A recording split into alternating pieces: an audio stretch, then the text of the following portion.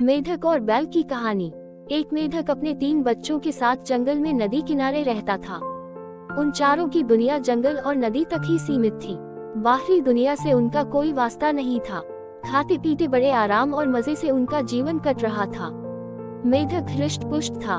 उसके बच्चों के लिए वह दुनिया का सबसे विशालकाय जीव था। वह रोज उन्हें अपनी बहादुरी के किस्से सुनाता और उनकी प्रशंसा पाकर फूला नहीं समाता था। एक दिन मेढक फ्रॉग के तीनों बच्चे घूमते घूमते जंगल के पास स्थित एक गांव में पहुंच गए। वहां उनकी दृष्टि एक खेत में चरते हुए बैल पर पड़ी। इतना विशालकाय जीव उन्होंने पहले कभी नहीं देखा था। वे कुछ डरे, किंतु उसकी विशाल काया को देखते रहे।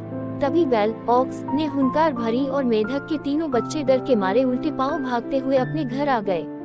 बच्चों को डरा हुआ देखकर जब मेढक ने कारण पूछा तो उन्होंने विस्तार पूर्वक बैल के बारे में बता दिया। इतना बड़ा जीव हमने आज से पहले कभी नहीं देखा।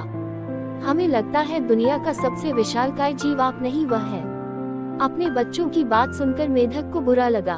उसने पूछा, वह जीव दिखने में कैसा था? उसके 4 बड़े बड़े पैर थे, एक लंबी सी पूंछ थी, 2 नुकीले सींग थे। शरीर तो इतना बड़ा कि आपका शरीर उसके सामने कुछ भी नहीं। बच्चे बोले। ये सुनकर मेढक के अहंकार को जबरदस्त ठेस पहुंची। उसने जोर की सांस खींची और हवा भरकर अपना शरीर फुला लिया। फिर बच्चों से पूछा, क्या वह इतना बड़ा था? नहीं, इससे बहुत बड़ा। बच्चे बोले। मेढक ने थोड़ी और हवा भरकर अपना शरीर और फुलाया। क्या इतना बड़ा? नहीं नहीं और बड़ा। मेढक ने जंगल के बाहर कभी कदम ही नहीं रखा था।